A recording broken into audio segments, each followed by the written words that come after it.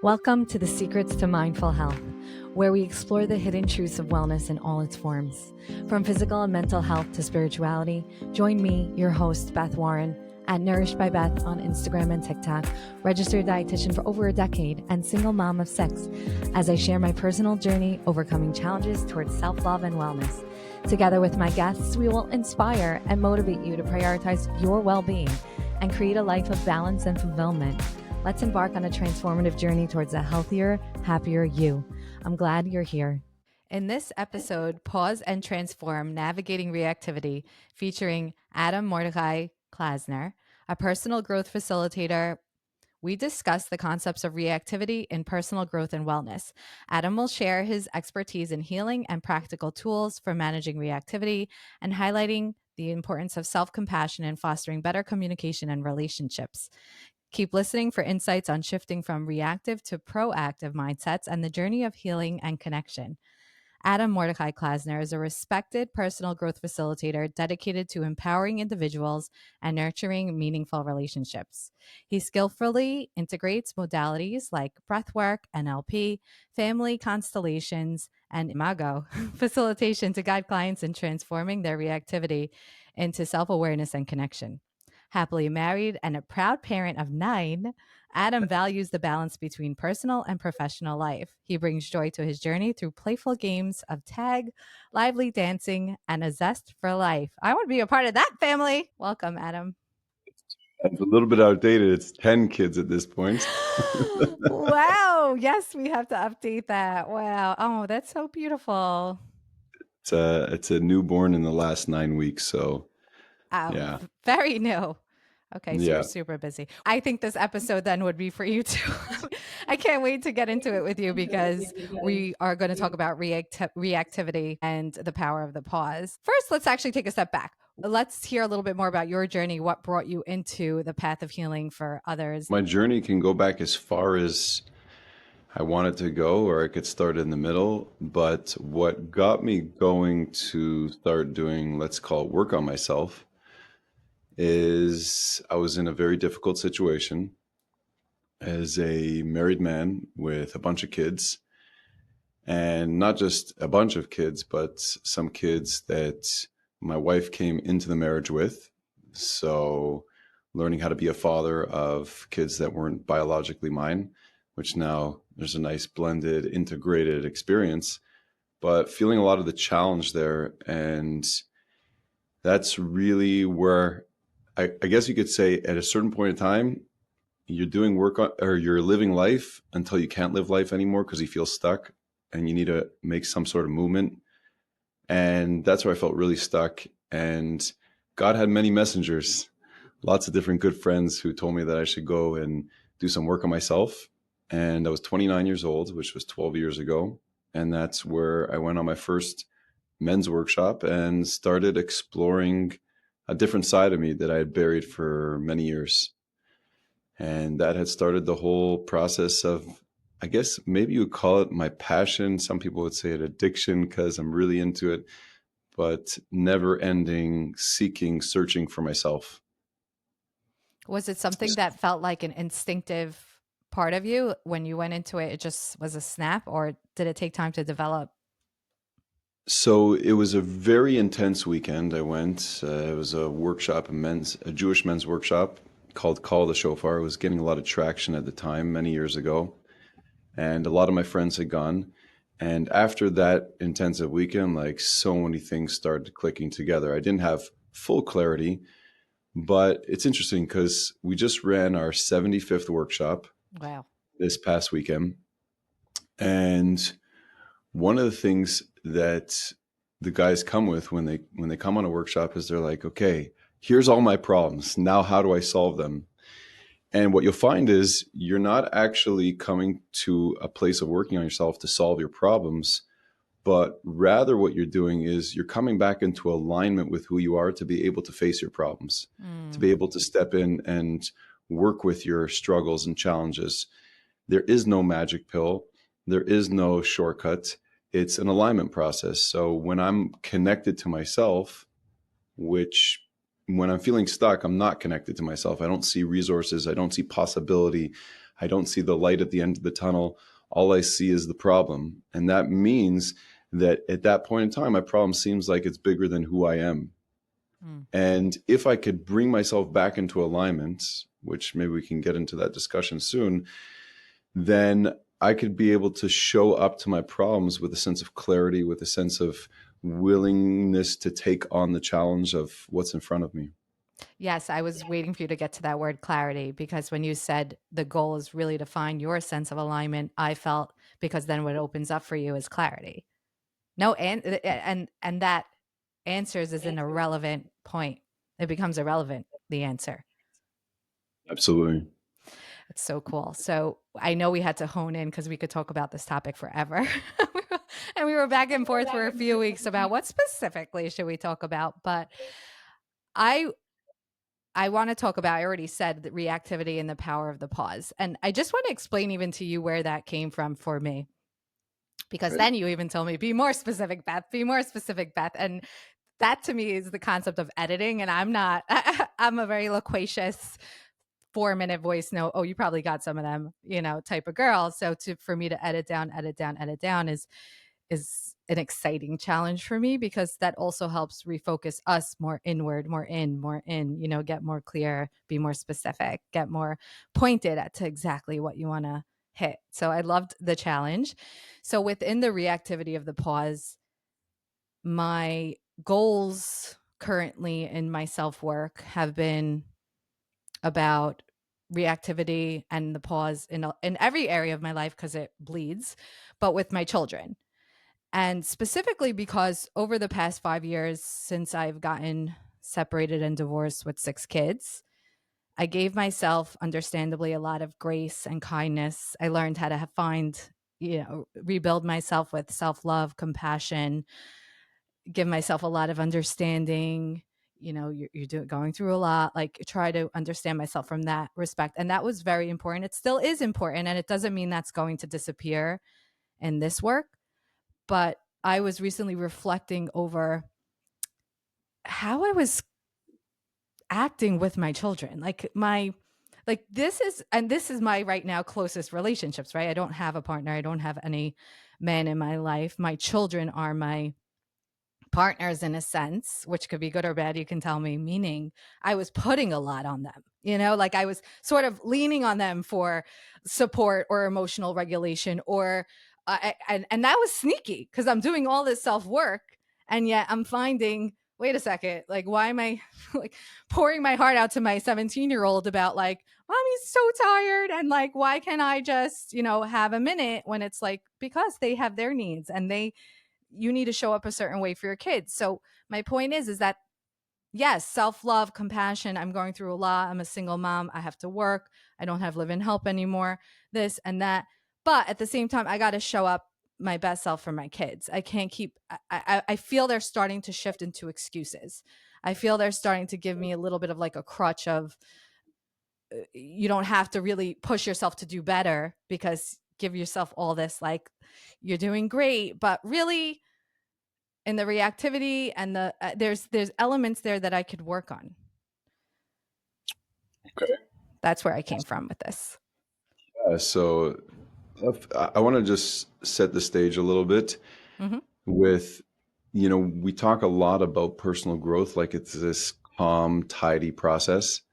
But the truth is, most of it starts in the mess, Mm. in the heat of the moment, when your kid's saying something, or let's say my spouse is saying something or does that thing, and suddenly there's this boom where you're reacting to them. You're reacting to something actually way older.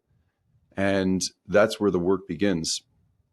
So a lot of people, when they look at things in terms of working on themselves, they're looking at it from the lens of where I should be, where I believe that I should be, almost like they're not accepting where they are right now. Mm. And there's a saying in the work that we say is, you are exactly where you need to be right in this moment.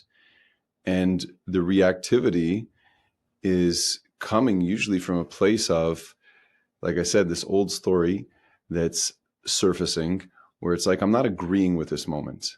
I'm Mm. not, this is not how things are supposed to be. And what I'm really meeting is my own inability to face the moment. And why is that? Why am I not able to face this moment? What's coming up for me in this moment that's so hard that I need to react? Should we talk about why people react? Is that where you want to go with this? Yeah. Why? Well, I mean, I don't know. I'm hooked at what you're saying already. But yeah. So why? I was like there. I was trying to think of every moment I ever had. Yes, but why? Yeah. Let's talk reactivity. So a reaction and is in general, like I said, it's because it's an old story. What does it mean? It's an old story. It means that something is not resolved inside of me, and I'm being triggered. Right? This is a famous word in the work is trigger. What's a trigger? A trigger is something like if you look at a gun and you see this trigger on the gun, it's a very small piece and it's actually very easy to press, and some big explosion comes out of it, which means that the trigger is actually one of the smallest parts of what's fueling the whole experience, because the ammo behind it is really everything that's like, okay, that's just the last step, and then boom, it happens. So trigger is something that someone revealed inside of me about myself, and I can't handle this. Well, why can't I handle this? Because what a trigger is it's and a response that is a reaction to the trigger is what's called active trauma. And active trauma means I'm replaying an old experience, I'm replaying an old story, and I don't have in that moment the ability to do it any other way. And that would be called a response flexibility. Response flexibility means if my kid, let's say, and I'll give a practical example, if my boys are fighting, because I have three boys in a row, and they're 11, he's almost 12, 11, 10, and 8, and they fight. That's what boys do. I came from a family of 3 boys where we were close together in age, and we just fight. That's what we do. That's how it goes. So the question is, as me watching this experience, can I handle it? Can I be with this? And I want to be able to show up to my boys and teach them not necessarily to fight and to learn how to get along. But if I can't teach them that, well, I might be quick to react and say, or start shouting at them, start yelling at them, start, getting involved and removing them, or maybe start being physical. Who knows what it is? And a deep emotional, painful experience is happening inside of me, which is causing me to feel like there is no other way. I have to do it this way. I have to control. I have to stop this. I have to make things better, and so on and so forth. Response flexibility, which is the natural way of a person, is I don't actually have to stop this. I could actually become the observer of this. I could speak to them nicely. I could do something else. I could try something different. When we keep on reliving those same types of reactions, is because something emotionally is unresolved inside of us that's causing it to come out in a dysfunctional way. So the reaction is something old that's coming out in the present moment that generally has nothing to do with the present moment. Does that make sense so far? Yes, from the trigger. Yeah, and it's from the trigger. And so if I'm looking at my scenario with my boys and why I can't handle that, well, I'm looking at them. Let's say I take them, and this was even last night, I took them to synagogue and went for the evening prayers, and they were fighting, and everyone, like, there was a bunch of men there, and we were all praying, and they were disrupting. And I felt the need inside of me that I got to control this. I got to put a stop to this. Why do I got to put a stop to this? Well, because they're disrupting. And if they disrupt, then people are going to look at me and they're going to blame me. And if they're going to blame me, well, then I'm going to feel that shame as a result of my boys not listening. So I don't want to feel that shame. I don't want to feel that embarrassment. So therefore, control. And I need them to listen to me, because if they don't listen to me, then it's a reflection on me that something's wrong with me. Maybe I'm not a good father. And I'm projecting that out to the world, and I'm taking responsibility over this. And in order to not have to reflect that I might be not the greatest father, I have to control it, I have to stop it, I have to shut it down. But if I could, in that moment, stop everything and recognize that however I'm generating my life in that moment to try to shut them down and to stop them is really coming from something within inside me, then that pause, like you're saying, is I can make different choices. I could look at this different. I could become the thinker of my thoughts, because recognizing that, kids are supposed to fight. Mm-hmm. Kids are supposed to disrupt. Kids are supposed to make trouble. Kids are supposed to be, quite frankly, kids. Mm-hmm. And why am I getting so invested in that? Because I'm believing that I'm not good enough in that moment, let's say, as a father. And I don't want that to reflect, because I don't want people to see that about me. And the reason I'm taking it so personally is because this idea of me not being good enough is actually not from this moment. It's from a story that I've been playing out my whole life. So it's a survival mode. Mm-hmm. And the survival mode says, shut it down quickly, because if you don't, they're going to see the truth of what you bury about yourself in that moment. And now I project that onto my children. And what am I doing? I'm actually telling them, you need to not do this, because if you do this, you're bad. And then I'm actually, out of active trauma, giving over my trauma to my children to tell them, you're not behaving, therefore, you're not good enough. Right. And then you feel the guilt, and then the whole cycle of now you feel terrible about yourself now, and then no one feels good about that stuff after. And I think that that's what you're saying the reactiveness is that moment. It's that, like you said, it's you want to kind of like shut the shades, like shut the blinds, like fast, because you don't want to open that up in yourself to see that. Activity is very fast because it's coming from a survival mode. The pause, well, that's where the soul gets to speak. It's the gap between I feel something and I act on it. And most people skip it because it's uncomfortable. But that discomfort, if I allow myself to feel that discomfort, that's actually the doorway. So, for example, here's a simple practice. When you feel that surge, when your heart is racing, when there's heat in your chest, you put your hand on your chest, maybe your belly, wherever the tension is, because wherever tension is, that's what requires attention. I need to pay attention because my body's always communicating something to me, because that's where trauma lives. It lives in the body. So where there's tension is, you put your hand on it and you say, I'm right here. I don't need to run. I can be with this. And then you're not trying to change the feeling or the situation. You're meeting it. That's the shift. And it becomes a radical process, because most of us were never taught how to be with the intensity without exploding or shutting down. That coping mechanism, that flight or fight response. And what you're doing is, when you're doing that, is you are doing that pause like we just spoke about. And what is that pause? In between something, like Viktor Frankl says, there's the stimulus, what happens to me, and then how I react to it. Right in between that pause in between what happens to me and how I react to it is called freedom. That's where freedom lives. That sounds That's where all exciting. freedom lives.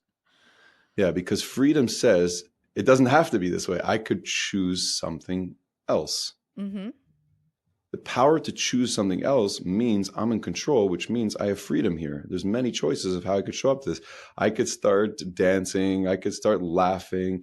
I could start hugging my boys. I could start to do pretty much anything when you're free, right? Because that's what freedom is.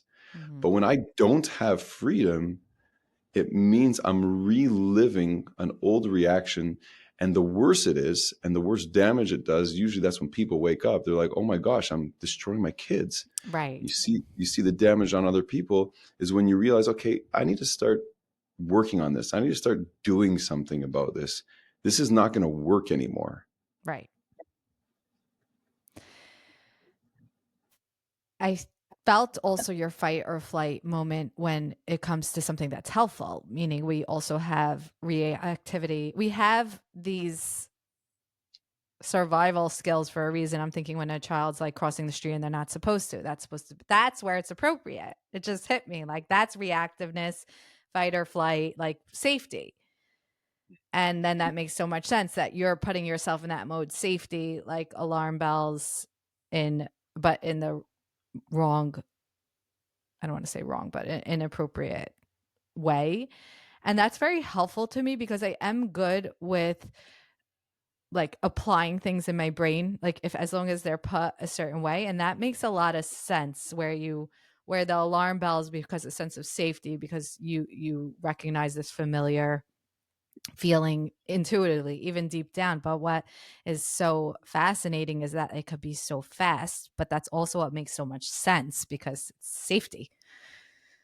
Because I'm literally thinking up all this reactive, like literally how fast it goes. Because I'm hearing you and I'm like, this is all great, but I'm thinking of an example where, or having, thank God, six, over the years, I feel you get better in certain ways, meaning there has to be layers that pile up. You get a little better if you work on yourself to, okay, they spilled the orange juice. Okay, but now they put the plate on the floor. Okay, we're still cool, but like now they got to run to the bus, but like you're stepping in the juice and like she's running upstairs, like she forgot her, book, and the other one forgot to sign the homework last night, and the other one's leaving, and then you realize that your 9-year-old didn't unpack her freaking knapsack that you asked her for a week, and she's like the week, she's not so strong, and you see her struggling, and then the bus is here, and then so for me it's the pile up. So at least I can say I don't care about the juice anymore. I also got a dog, so like just make your problems easier and get a dog to clean some of this mess. But I'm saying I got good at like not fixing messes, letting kids be kids to an extent, but it's the pile up of the stress. Well, I want to actually talk about it because you said a lot there. But one Yeah. thing is, like, we do need that survival mechanism around things that are going to threaten our survival. Like, you're not going to walk out in the street when cars are coming because you need that certain instinct. That's normal, natural fear that relates to us staying alive. We need that. If we don't have fear inside of us, what ends up happening is we will risk our lives. And so that's a natural inborn quality. Whereas we have something like anxiety, which is a perceived threat that's not actually real because it's a distorted fear. Mm. And that came from somewhere. And I'll tell you a little bit about where that came from for most people is that we're wired as children.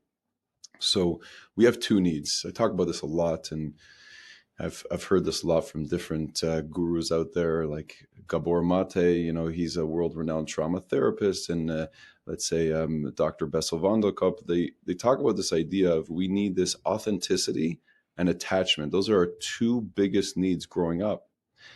And authenticity is I need to be myself, and attachment is I need to be in connection. Mm. Now, I need them both as much. Like, it's not that I need one more than the other, but here's the interesting thing. When those two needs clash, for example, if you're running around as a kid and you're doing your thing and your father or mother doesn't like what you're doing and they start yelling at you or say, I'm going to hit you if you don't do that. If you do that again, then you will lose your authenticity in the moment and resort to connection, because connection is more of a survival need than authenticity. If you took a 3-year-old child and you put them in the forest and you said, see you later, odds are they wouldn't survive. So we're wired that we need our primary caregivers to take care of us in order to survive. So we will lose our authenticity and we will stay connected as a result of me perceiving that I will die if I don't. Mm-hmm. And that's a very real thing. Now, when we lose our authenticity, what ends up happening is eventually it has to come out. Our authenticity has to come out. It's like a pressure cooker building up. Suppression can only last for so long. And if we suppress it for so many years, eventually what happens is depression. And then eventually what happens is I don't know who I am. And I'm like, asking myself, who am I? And why am I asking myself that? Because in that moment, I had to disconnect from myself. I couldn't be in relationship with my authentic self. I had to be this people pleaser. I had to be this type of person that everyone likes in order to remain in connection. So life is going to trigger you to feel those feelings that you've been able to bury for so many years in order to reveal the authentic self. Because what's a trigger is, it triggers just an intense feeling. And the feelings are more authentically connected to who we are rather than the mind, which tells us who we think we are. Mm-hmm. I don't know if I just talk too esoterically, but I think you get what I'm saying. I get exactly what you're saying. No, I feel like you're following my childhood to my 40s. I was like, that was me. I never heard it put like that. So I know both those people, but I never heard it phrased about the two needs. And that actually also makes me feel a lot better of understanding from a different perspective of what happened. Meaning it can be as simple as that to a level. Like when I was doing a lot of self work over the 5 years, I was waiting for this like aha moment of like, oh my God, there's the trauma that was hidden in the closet like for all these years, that made a lot of things, like you said, like explode at some point, 35. And, in a great way, there was no gigantic monster in the closet. There was exactly what you said, over 40 years of that and how much that can do. And I heard everything you said about suppressing the authenticity so to feel the connection, and then that's where I'm sure all that connection talk of attachment styles and things like that come up. Makes sense.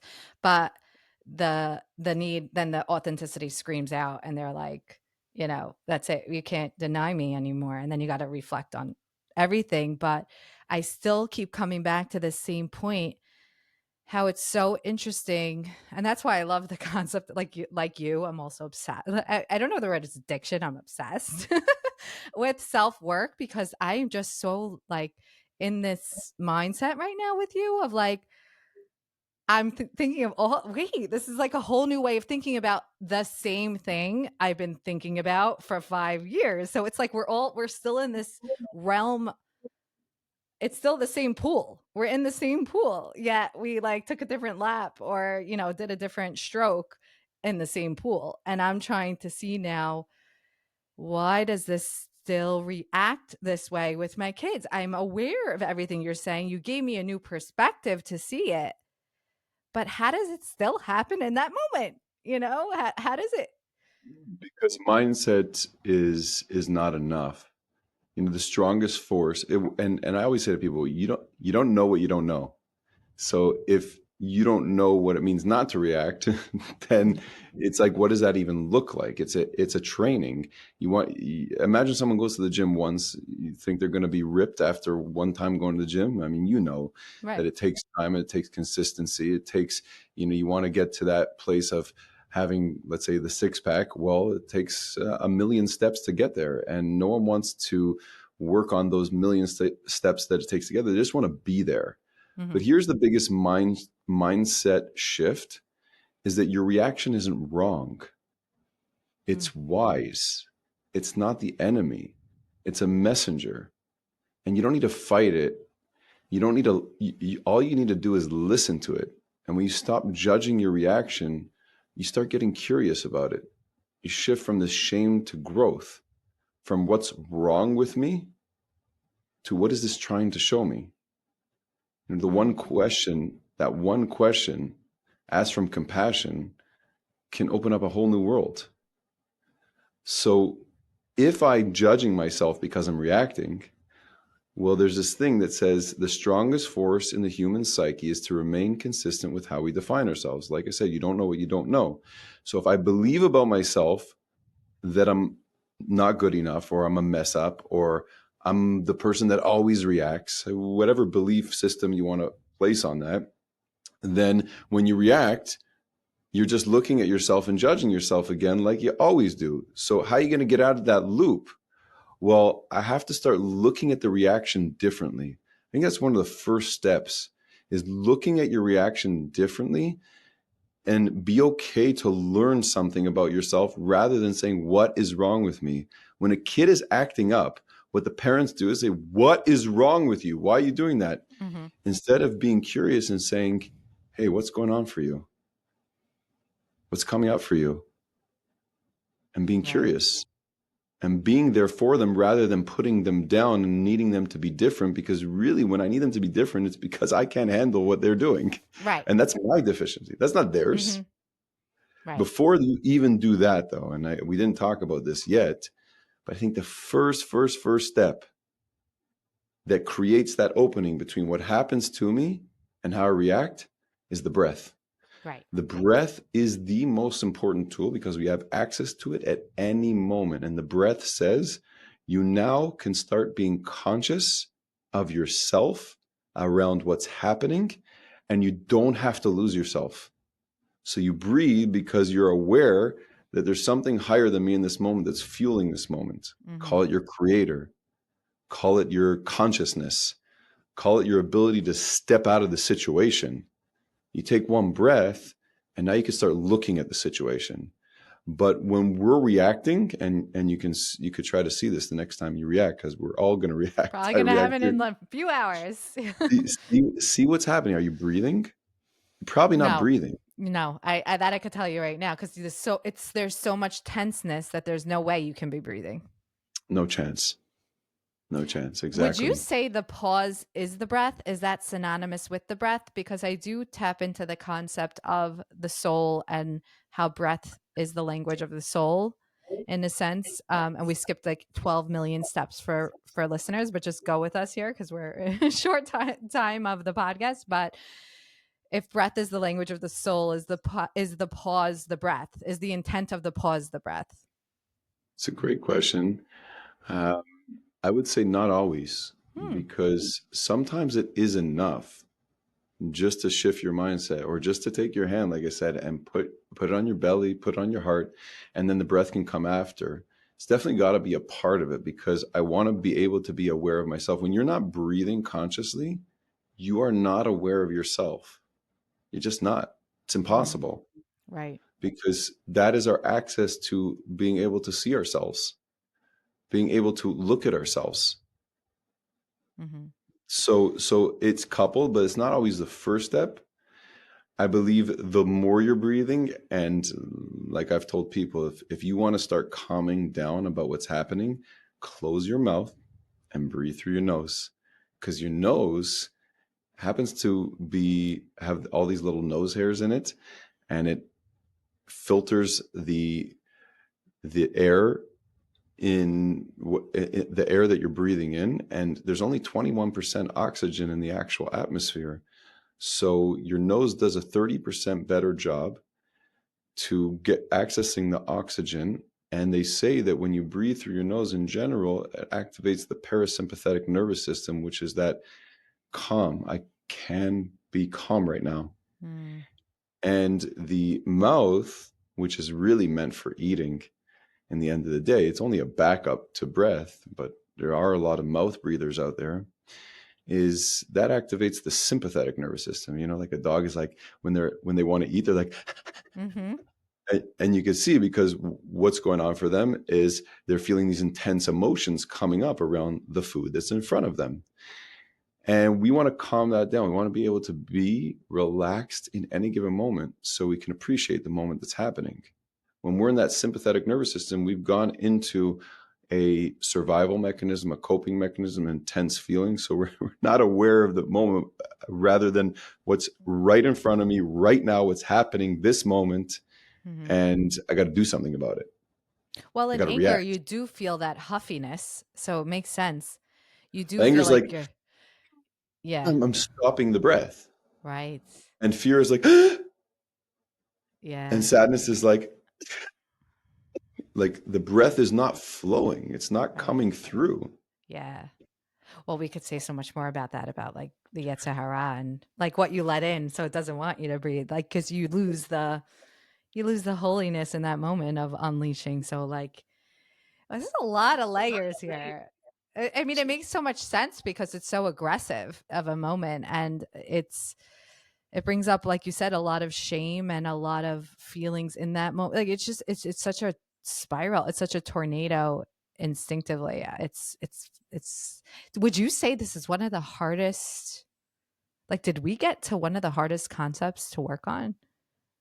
Which is Reactivity and pausing and in reaction? what I think that's part of the journey of a person's life is, we come down here, if we're speaking Kabbalistically, what we're told is the soul's perfect. Mhm. So what does it need this world for? The soul comes down here because there's some sort of advantage to being here. And what's the advantage of being here? So there's two souls, we're told. There's the godly soul, and then there's the animal soul. And the animal soul actually has an advantage over the godly soul, because if you imagine plowing a field, if you were to plow a field, by picking one thing at a time yourself, it would take a very long time. And the animal, if you take a bull and you start plowing a field, you can get a lot more done, which means that the animal soul has a certain fuel that can build something even stronger, like more passion for God, more passion for connection. So we come down in here to work with the animal parts of us. And the animal is focused on two things. As you know, animals, if you know an animal, instant gratification, the here and now, this moment right here, right now, and survival. And so if I can now work with the animal with its intensity around instant gratification, that's why addictions are so strong, because they feel like they need this, they need to be stuck on this, they need to do this because that's a survival mechanism. It's so intense that it can get so bad and it gets so out of hand. And that's why you see that evil can get so out of hand here, is I need to tame the animal, work with it and harness it and channel that energy, because on the other side of it is that intensity and fiery passion for doing good in this world and creating something very powerful. Mm. So working on those things, my reactions, which is the primary language of an animal, is emotions, harnesses a tremendous energy, which is why the soul actually comes down here. The godly soul, it wants to work with those things. It wants to work with those energies because it wants to bring back more intensity and fire and passion towards connection to God. So that, That so yeah, that's everything. Yeah, I was gonna say that got me excited to react again. Or to be Yeah. faced with the challenge to not react or manage my reactions, because that I everything has a sense of purpose, but when you make a click to understand how deep that level of purpose in all things, even reactions, like even these things that are not tangible but are everything, it gives I feel like this is exactly what I needed to hear, this part of it in this moment. Lately, I've been very much about finding connection to understanding. I don't want to say understanding purpose because we don't always know purpose, but I do find that we can find the purpose in everything. I do. I think there's purpose in everything. And that just made so much sense to feel and is going to be very helpful for me in the moment. I think that's what I needed to know in the moment, because whatever I was feeling or sensing about it, you could on a brain level, you could know you're not supposed to react like that to your kids, right? But that doesn't work ever. We know better, but it doesn't help transform our actions or our thoughts or our reactions. But on that soul level of understanding the purpose here is that your soul, this is actually exactly what you're here for. It's actually exactly what you're here for. This is what you're meant to face. And if you don't face it in this, you're going to face it in something else. And that's probably why you face it in everything. So that made so much sense. How you do one thing is how you do everything, because you're the person behind it all. Right. And there's like, I think, and we talked about this before, but I think that, before this call, is really walking through a story in your life, maybe a trigger, I think would help really bring this to a real understanding of what we're talking about. But before that is like, let's say you were this kid and you were reacting and you were doing crazy stuff, because kids are more emotional beings. They only learn more self-awareness. They say, like, even, according to the Torah, it says that a child becomes a bar or bat mitzvah. Well, why at that specific age? Because that's when the the godly soul fully comes down into the body, so to speak, and we now have access to it. Until then, we're just these emotional beings. We don't have the ability to start being aware of ourselves and aware of the world. We're just being programmed for all those years. So the first 12 years are really very important for a child's life in their programming. But as they're reacting, as they're doing crazy stuff, what did they really need?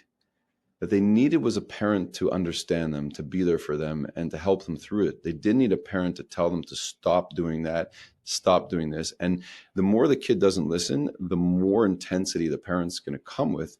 And so they shut it down until, guess what happens? They put them on meds because it's too much. And there's something wrong with the kid. And when the kid's taking the medication, well, guess what he's learning? There's something wrong with me, fundamentally. I'm not giving my opinion about medication. I'm just telling you a process. Now, if you're reacting, that means you're being like a kid in a certain sense. You look at yourself as a child. I'm reacting. And in a certain sense, you are. Yeah. But what did your child need when he was reacting?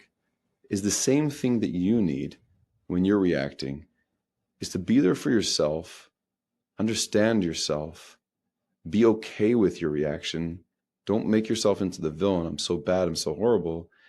And work on whatever that thing is. Now, as an adult, we have permission to react because we're not perfect and we're not supposed to be perfect. But the question is, how do you show up to it after? When you've quote unquote reacted or damaged your kid, let's say, or maybe you actually did, how do you show up after that?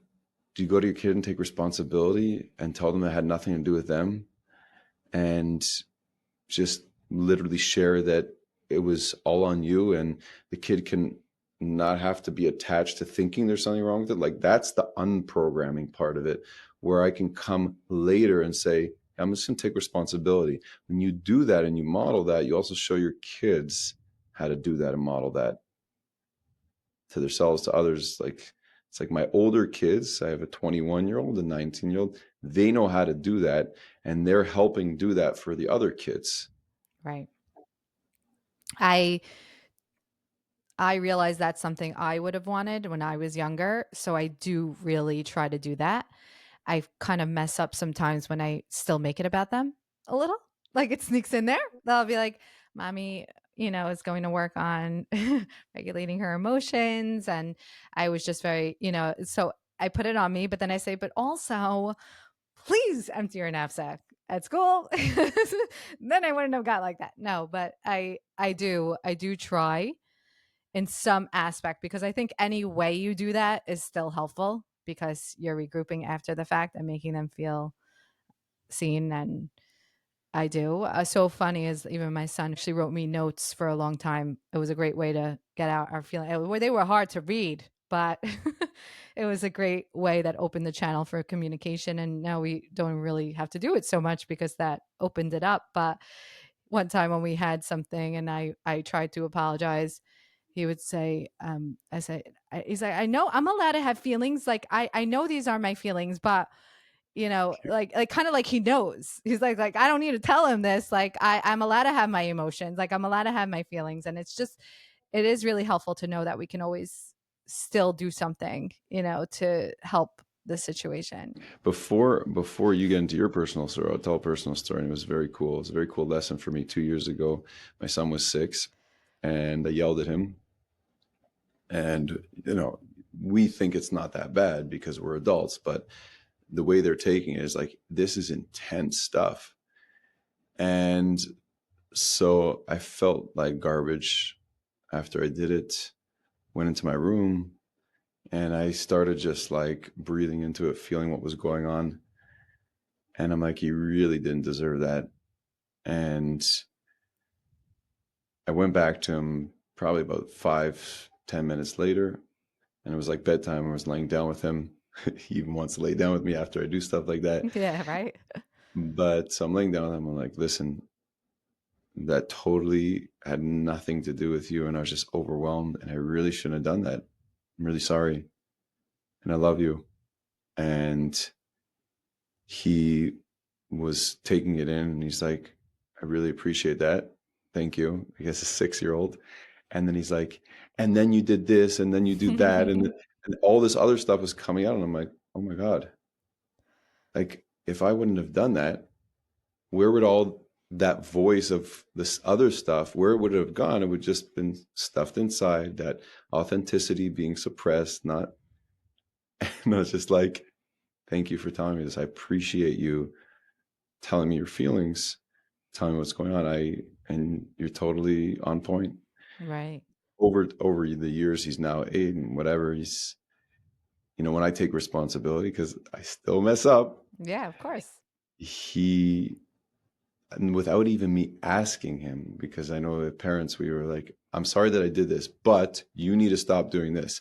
So now you're still telling him his behavior is not acceptable, and there still is something wrong with it. Just let go of that. Mm-hmm. Because after that, the process becomes now that he's like, Abba, I'm sorry that I did this and I did that. I don't even have to ask him for it. I don't even have to tell him that. It just comes naturally because he's my son and he's taking everything from the way I do it. So if I'm showing up, he's going to start showing up. That's just, so anyways, enough about me. If you could take something in your life that you got triggered with recently, like and you can paint the scenario, and like if you could take something and you could feel like the trigger is still there. It's still like inside of you. It's something that you can feel right now in this moment.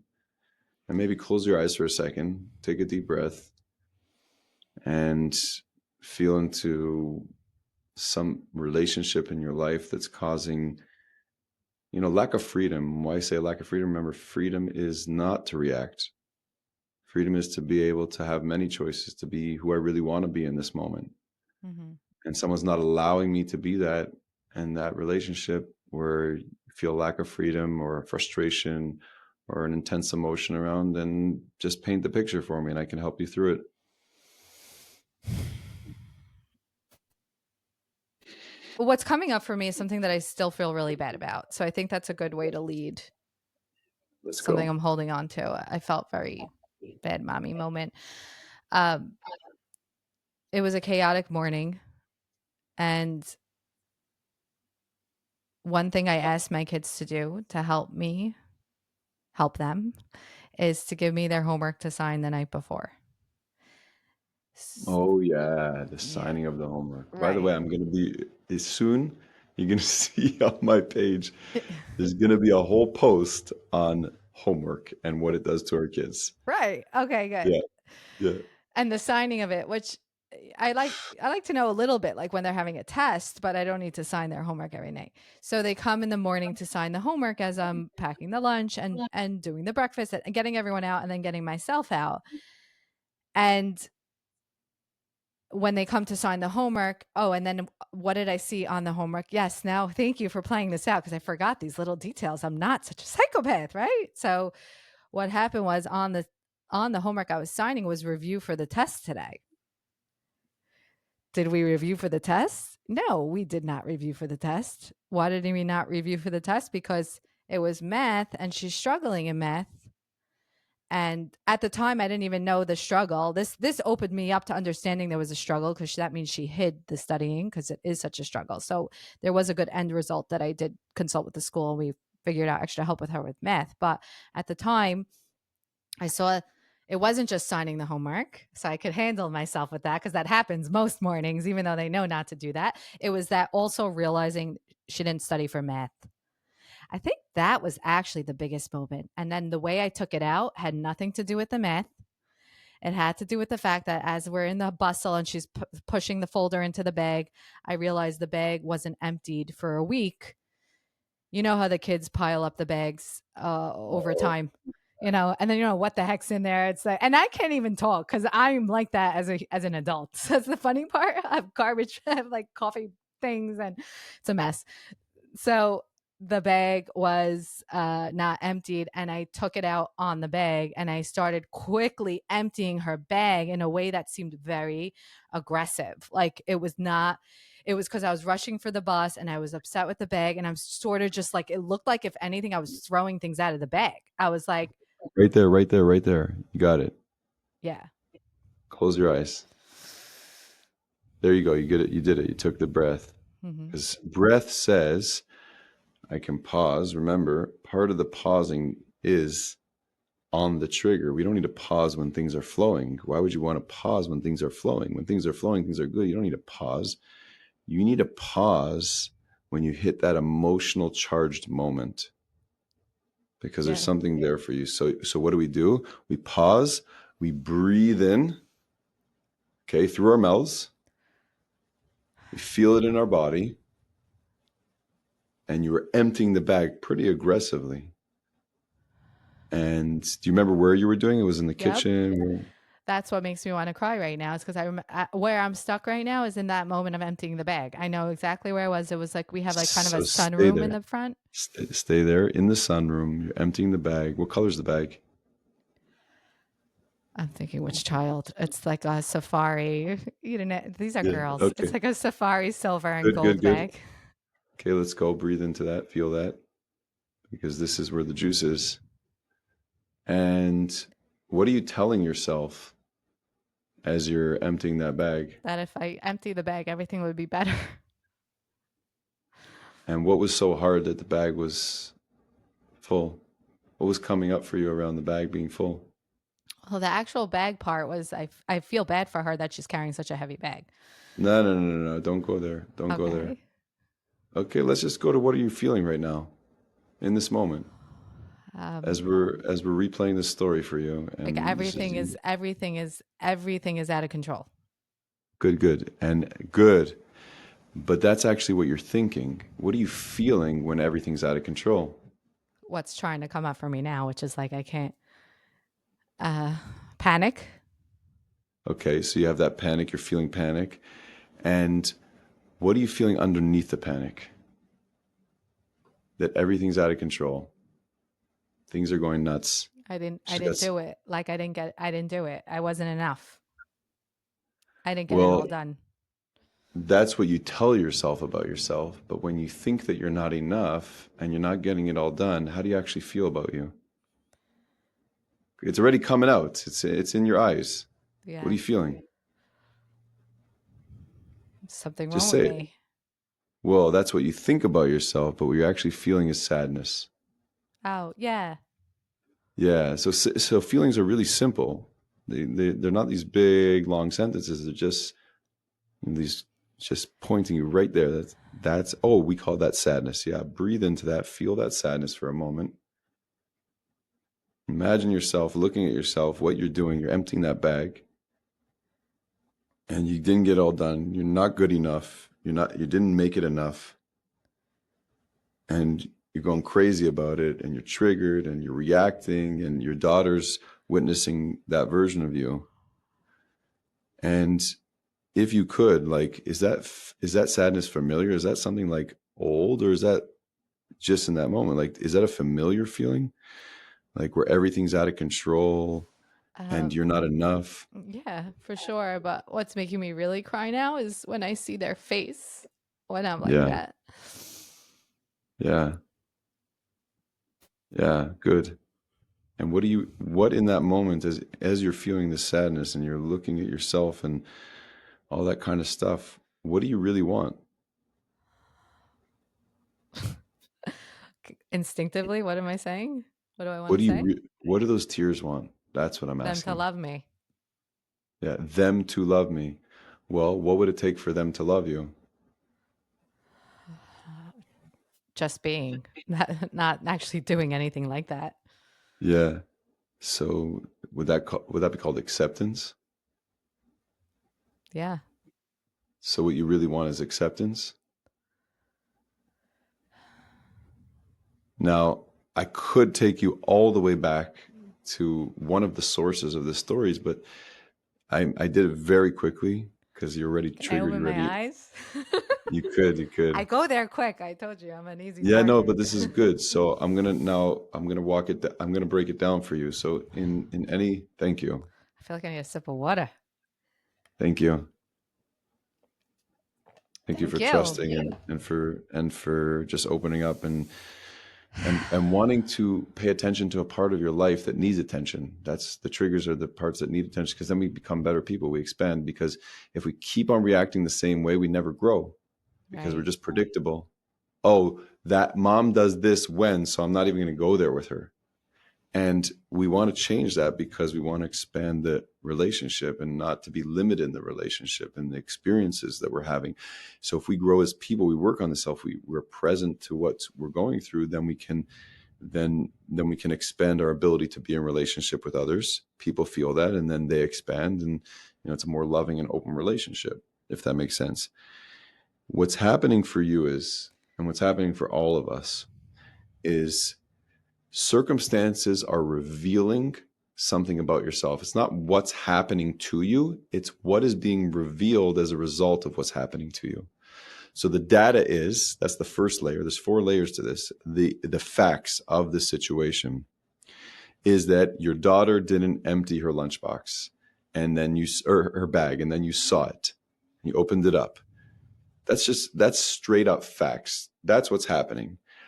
Then there's what I'm thinking about what's happening. That's the second layer. Well, what I'm thinking about what's happening is that, the morning is rushed and things are crazy, and I don't know, it's overwhelming, and, it's out of control, and there's chaos, and then if you break it down even more, you'll realize that when that's happening, you're judging yourself. Like, I'm not enough. Oh, I didn't get it done right. Oh, it's going to be craziness. I can't handle craziness. And my kid just needs to listen, and they're not doing their part, and it's too much for me to handle. I'm not enough. And we go there. And then there's this feeling, which is the next layer. That's all the thoughts and perceptions and judgments. And then there's the feelings, which the feeling, if you break it down to its core, it's sadness. So I'm feeling sad. And I'm feeling sad in this moment as all this is going on. And what do I really want? Because emotions are guiding us back to our true desires, our truth. What do I really want? Well, you said it. What did you say? To feel love. To feel loved, to be accepted. To be accepted. To be Yeah. accepted. Yeah. Right. And that to be accepted is a little girl's desire that she had for so many years. And we don't know why yet. And we don't need to know why. Maybe But that she part holds, but she holds that inside. And every now and then, circumstances triggers it to reveal it, for her to work on it, so she can come back to her own self-acceptance. Because the world is not going to accept you. The world's busy with themselves. Your mother, your father, life, everyone's living from their variations of what they're going through and projecting it onto the world. Life is always happening from the inside out. So the only thing we have control over is how we are in relationship to ourselves. So when I work on a trigger, I can source it. I can say, oh, you know what? Your mother wasn't accepting of you. And that's why today you're struggling with that, because she placed that on you. You're unacceptable. And because your mother had such a weight of your life for at least for the first 7 years, that's where all the programming. Children are just learning about themselves through the outside world. They're not aware of themselves. Right. And so I hold these beliefs inside of me and trying to avoid them at all costs. But until we hit a trigger which reveals to us where our work is. And it's scary to go into that, because I'd have to admit to myself that I'm living life thinking that I'm not enough and I'm not acceptable for who I am. And I can't make mistakes, and everything has to go smooth and everything has to be perfect, because then I'm good. Mm-hmm. And that's the farthest thing from the truth. And so when I become aware of that, then there's a process of, now close your eyes for a second. And you can do it with your kids, because your kids are mini versions of yourself. Imagine looking at those kids in their faces and how disappointed they were. And really, that's just you as a little girl. What does that little girl need to hear about herself when she's tantruming and going crazy? And like, what does she need? I'm here for you. Yeah, there you go. So now say it to your little girl who believes that she's not acceptable, and everything has to be the right way, and it can't be chaos, and so on and so forth. Like, just say it to her. Say, I'm here for you. I'm here for you. How's that feel when you say that? Comforting. Yeah. And you feel seen. Yeah. And And the that's more, enough to hear. That's enough to know. because that's all that, everything else is like just side business, side chatter, different ways of, people call it self-care, making the situation better. If you want to know your truth and where you're really at, it's not about changing the circumstance. And it's not about changing the feeling. It's being with the feeling that I have in order to find my way back to a path of self-discovery, self-love. Because if you want to know what self-love really means, it's loving all the parts of yourself, especially those struggles, because the other parts don't need love. That's where you shine. So that's where you try to be all the time. But what's really going on is there's a part of you that you don't love, and that's why you get triggered, and that's why you react. I'm not talking about you. I'm talking about everyone listening, Everyone. Yeah. including myself. Yeah. So self-love becomes, how much can I go into those states of losing myself and come back to myself? Just like how could I lose myself to my kids and then come back to them later and own my peace and all of it? Hmm.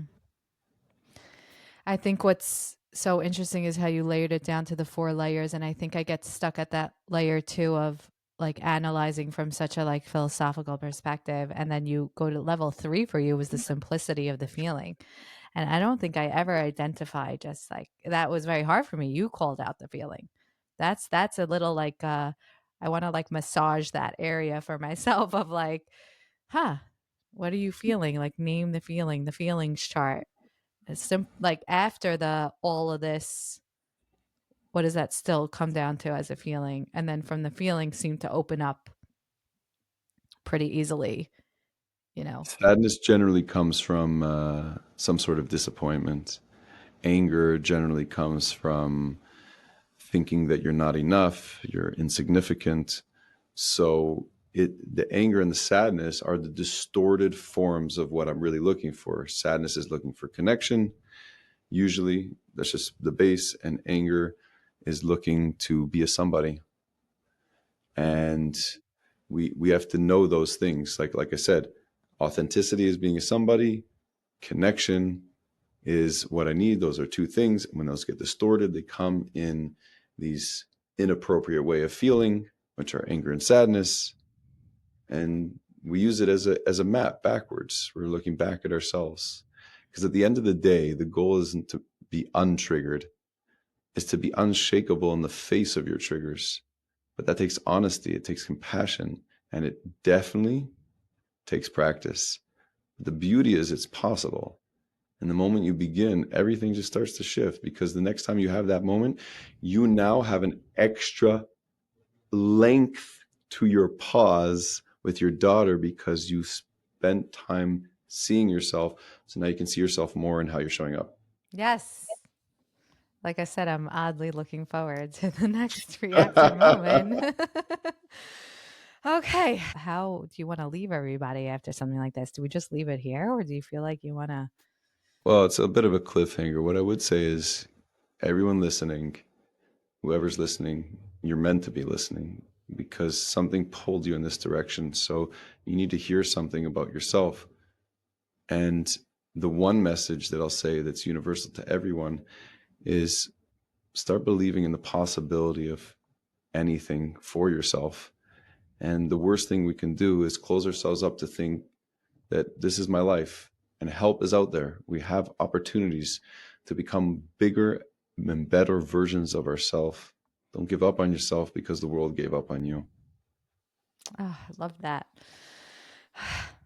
Okay. I have to like breathe after this session a little bit in a great way. I Yeah. love that. How can people follow you? I want to like pretend I'm a man for a minute and come on your workshops. So how can they go on your workshops? How can they follow you? How can they work with you? Yeah, this is my least favorite part of this, but here we are.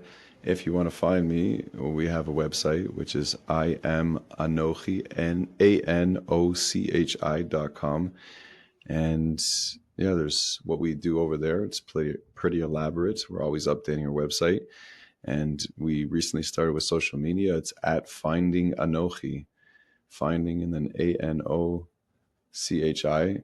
And yeah, just start listening to what we have to say. If you like this, just keep on listening, see what happens. You never know. Perspective, eventually it's like that. You keep on chipping away, and eventually you take the message whenever you're ready to do that work on yourself. Absolutely. Well, thank you so much for this and for coming on. I'm glad to have met you. Thank you for this opportunity. And yeah, everything happens for a reason. So this needed to happen. And God willing, the world's going to benefit from this. And thank you for your Amen. vulnerability, and your rawness and openness is unbelievable. I know. Thank you. We'll talk again. To be continued. Don't forget to hit subscribe or follow me on Instagram and TikTok at Nourished by Beth, or listen on Spotify at the Secrets to Mindful Health podcast.